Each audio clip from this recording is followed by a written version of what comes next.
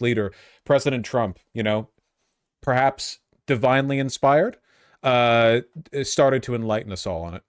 Ensuring that America can lead in the Arctic for the next generation.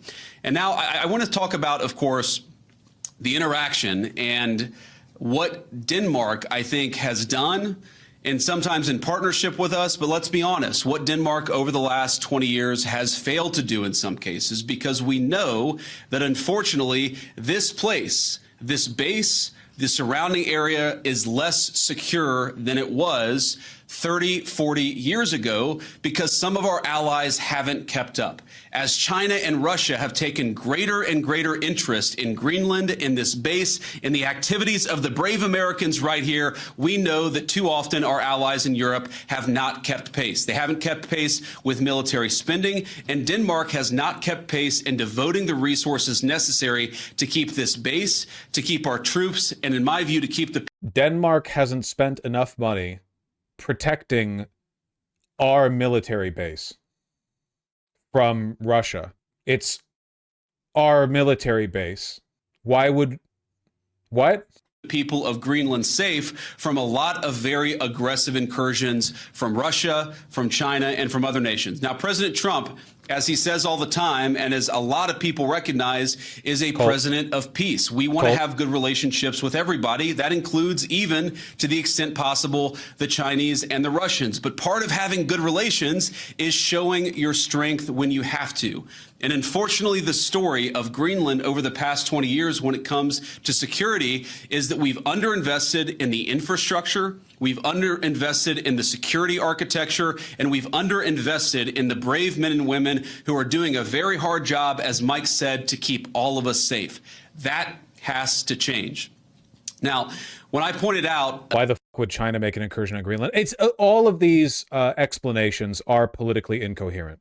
They make no sense at all if you know anything about the issue. This is just a land grab. You could make these arguments in favor of literally any land acquisition, right? Like, now that military reach is global for most major superpowers, right? Or for any superpower, but like for most major countries, you could make this argument anywhere. We need to seize this island because this island is like allows us to set up missile bases that could counter, like we could protect with like an umbrella, a nuclear umbrella here. We could protect here. We could protect here. We need docks here because what if we need like faster deployment of naval vessels to this region? You could do this for everything. Absolutely everything. Call me a conspiracy brain, but do you think this might have anything to do with the Northeast Passage? Well, yeah, I mean, it's basically like as climate change heats up the world and Greenland becomes more habitable, it will be more and more useful real estate. Right now, it's not so much, but don't worry, that'll change. And these seas will be potentially more valuable, more useful, Now, the main country that benefits from positive developments here is obviously Russia, because they control half the Arctic Circle just by virtue of being, Russia right up against it. Yeah, we do already functionally control our portion of the Arctic Circle because we're allies with Canada and with Greenland. And through Alaska, of course. Were. A couple of weeks ago that in some ways, with all due respect to our Danish allies, they had not... What he was saying before was actually true. There's a deal in NATO where you should spend at least X amount in your GDP and military. For one, that's a recommendation. And for two, it wouldn't matter. Even if Denmark spent 5-10% of their GDP on military, it would have no effect whatsoever on the safety and security of our military bases in Greenland. There's no relationship. It's a complete non sequitur. Denmark spends 5%. Do they really spend 5%? Denmark military spending GDP. We're about to, at least. Well, things have been changing lately. No, I just see 2%, which is the requirement, right? 2%? At their lowest, it looks like it was down to 1.2%. But honestly, who gives a f? It's Denmark.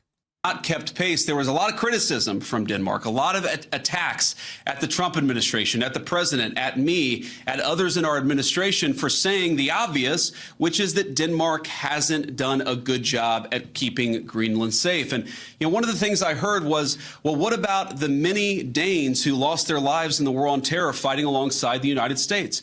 Well, look, we obviously honor the sacrifice of our Danish friends in the war on terror 20 years ago, just as, for example, the French honor the sacrifice of Americans in Normandy 80 years ago. What the fuck is he going on about?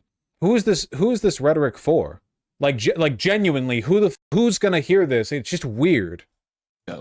But recognizing that there are important security partnerships in the past does not mean that we can't have disagreements with allies in the present about how to preserve our shared security for the future. And this is Cold War rhetoric with no boogeyman. That's a good way of putting it, yeah. You know, the fascist needs like a big, powerful foreign enemy to juxtapose their, you know, they needed to like legitimize the emergency powers they have to use, the constant state of terror, you know, the messaging. But who's the big threat here? Russia, the country that couldn't even take Ukraine? They're the big threat? They're our allies. They do like what Trump is doing here, though. Putin says it would be a profound mistake to dismiss Trump's push for Greenland. Oh, no, I'm sure he's probably talked about it directly with Trump. Is the Greenland stuff really in anticipation of climate change? I think so, yeah. A lot of Republicans are, certainly the oligarchs, like the real people on top, they know climate change is happening. It's not like Elon doesn't. Elon was using the threat of climate change as an excuse for pushing his electric vehicles for years before he, you know, became a Republican or whatever, or openly became a Republican. A lot of them know climate change is happening. They might disagree on whether or not it's like anthropogenic or whatever, but no, they want you dead, and they want to live in sealed off bunkers where they're kings and all their needs are met with like Tesla robots or whatever. They don't care. They hate you. This is a bit of a bit of like a narrow cut, and I'm not super educated on it, but I've heard like blurbs that kind of piqued my interest.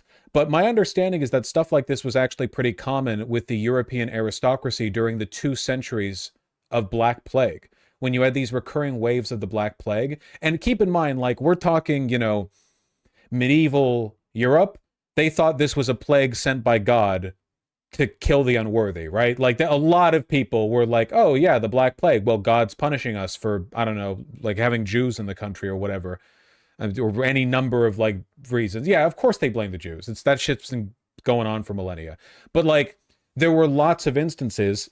I can't cite a specific example. I'm reiterating information that I received myself in kind of like an uncertain sense, but my understanding is that pretty often the nobility and the clergy would be like, the Black Plague's happening. It's obviously meant for the peasantry and not for us. We can't really fix it. What we need to do is make sure we survive it. So they would like hoard grain, and they would engage in trade and like domestic policies that actually exacerbated Black Plague infection rates within the population, as long as they kept themselves secure. Like, they would, if they would allocate resources towards keeping their like safe castles or bunkers, their version of a bunker, I guess, even if it meant more people died. I think we're basically just seeing this. It's the same damn thing. And that's what this is about. There is no amount of bullying, no amount of obfuscating, no amount of confusing the issue. Our message to Denmark is very simple. You have not done a good job by the people of Greenland. You have underinvested in the people of Greenland, and you have underinvested in the security architecture of this incredible, beautiful landmass filled with incredible people. That has to change. And because it hasn't changed, just absolutely psycho shit.